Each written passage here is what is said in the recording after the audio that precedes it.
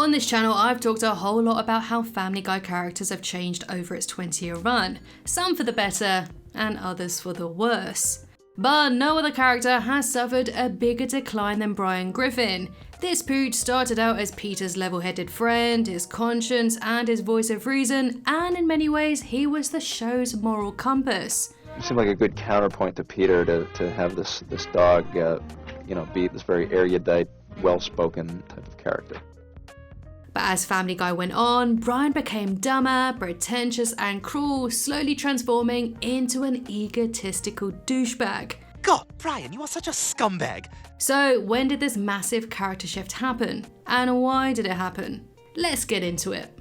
Now, I know for many of you, Family Guy has been around longer than you've even been alive. I mean, I was only 4 years old when it premiered in 1999, so there's many of us that only started watching it a good few years into the show's run. Therefore, we've mostly only known Brian as a pretentious D-bag with a huge ego. Or as Gillian would put it, and he's got a big ego! But in the early seasons, he was a much different character. He was someone of high intellect and morals with an equally sharp, dry wit. He was someone just trying to find meaning in his lonely, lonely life. And it seemed to me that Brian was always Seth MacFarlane's self-insert character, the creator of the show's way to integrate himself into his own cartoon. I mean, they are similar in many ways. They are both liberals, they both share a love for swing and Sinatra style music, and they are both atheists. I'm an atheist. I mean, Seth doesn't even really change his voice when he performs as Brian. Hate Trivial Pursuit. Always makes me feel so stupid. More stupid than that time you locked your keys out of the car? Now, since the beginning, Family Guy has been known for its crass humour, never shying away from a cheap fart joke. But I always felt that Seth used Brian to inject some much needed balance to the show, and despite being a talking dog, he did add some levity. Brian's episodes were usually much deeper and far more intelligent than any Peter-centric episode. For example, in season 1's Portrait of a Dog, it focused on Brian realizing that he's a second-class citizen, a lower species with less rights than humans, and someone who isn't even allowed to drink from the same water fountain. The episode then saw Brian become down in his luck, he becomes homeless, and at his very lowest, he attacks a man. And because of this, he is sentenced to be euthanized. So, being the intelligent and driven character he was at the time, he decides to defend himself in court by learning as much about law as possible. He even begins his trial by referencing the segregation court case of Plessy vs. Ferguson, but is immediately cut off. Wait a minute, why are we listening to a dog? Take him away! Luckily, Brian's eventually freed after Peter bribes the judges, but even still, the episode still ends with Brian drinking from the same water fountain as everyone else. This discussion of equality, even if it did center around a talking dog, was more ethically mature for a show like Family Guy. His character was deepened emotionally in season 2's Brian and Love that first showed us that Brian had therapy sessions. This was carried over into the episode Road to Rhode Island, which revealed that Brian had deep abandonment issues stemming from being taken away from his mother. And this episode not only showed his character growth, but also gave us our very first Brian and Stewie pairing that would go on to some amazingly iconic episodes. Season 3's Brian Wallows and Peter Swallows not only holds Brian's most memorable moment, but is also one of the most heartfelt episodes in the entire show. Now, I won't go too deeply into its story, as you can check out my friend Tariq's video on it. But basically, it shows Brian caring for an elderly lady after getting a DUI. And although he can't stand her at first, the two soon connect deeply on an emotional level, and they fall in love. And just when we feel that Brian has finally found happiness, it's tragically taken away when Pearl dies. The final scene of them using VR headsets to live their lives together is both beautiful and heartbreaking.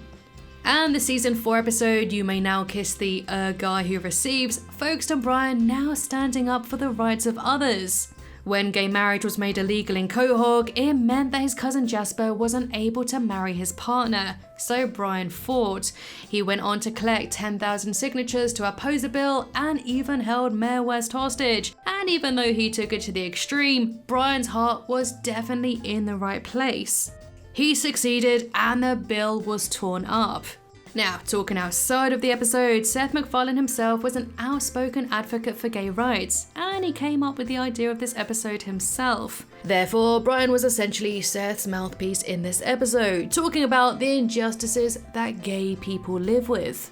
And although Seth didn't write these particular episodes, he was still heavily involved in the creative process as an executive producer, so he still had a lot of influence in the direction of these characters. But this all changed when he shifted focus onto other projects like the Ted movie. In a Reddit AMA, he explained that he felt burnt out after working on Family Guy for over a decade, and it was around 2010 to 2011 that he left the creative side on the show and transitioned into a voice-only role. Yeah, these days I do voiceover on Family Guy, but that's really about it. So it would have been around the 8th or 9th season when Seth stopped being involved completely in the writer's room, so I don't think it was a big coincidence that it was around this time that I noticed a big change in all of the Family Guy characters, especially Brian.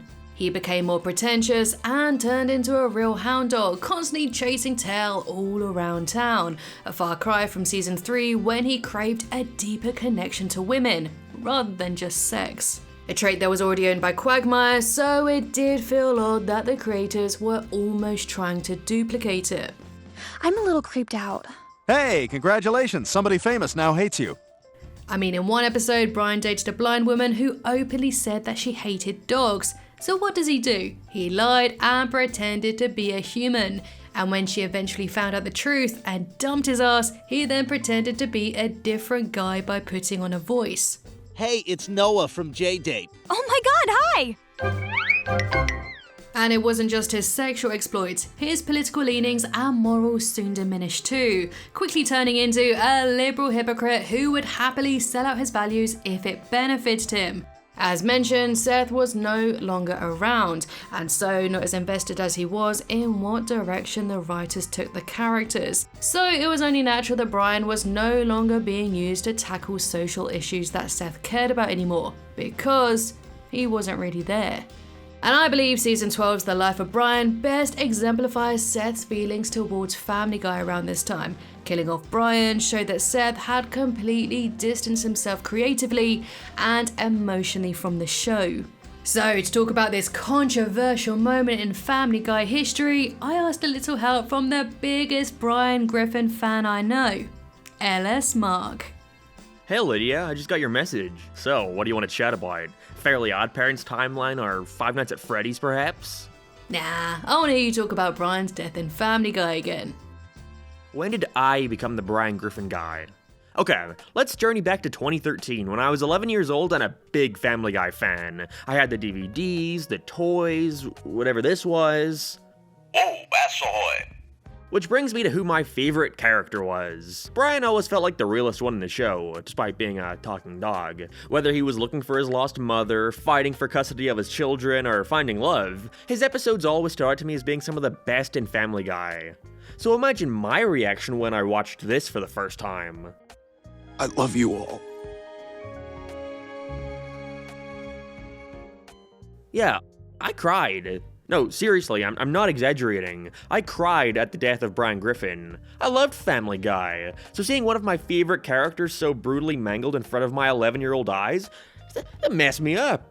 And I wasn't the only one. It sparked massive backlash from fans all around the world, with tens of thousands signing petitions to bring him back. Hell, some people even got him branded on their skin in solidarity. The response to Brian's death was so loud that the writers couldn't ignore it any longer, bringing him back just 2 episodes later.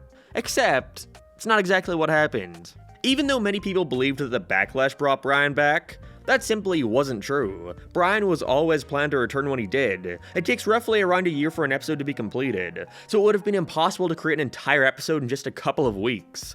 Basically, it was just a big hoax to fuck with us. A cheap trick to boost ratings. Seth MacFarlane even tweeted as much, saying it was trying to teach us some Christmas family lesson. Yeah right, Seth. What's worse is that when he was brought back, the writers dialed Brian's douchiness up to 1,000. He tricked Quagmire out of thousands of dollars and even gave Stewie herpes. And personally, I think it would have been better if Vinny stayed, and Brian stayed, well, dead. If you want to hear more hot takes or more on Brian specifically, then check out my videos over on my channel. Or if you've got an odd 5 hours knocking around, then hey, check out my 5-hour-long Family Guy ranking. Thanks for having me on again, Lydia, and letting me relive my childhood trauma. Thanks so much, Mark. And carrying on from what you were saying, I feel that Brian's death signified that Seth was pretty much done with the character and the show as a whole. I just can't imagine Seth signing off on this cheap fake death trick back in the earlier seasons, especially for a character he was obviously so connected with.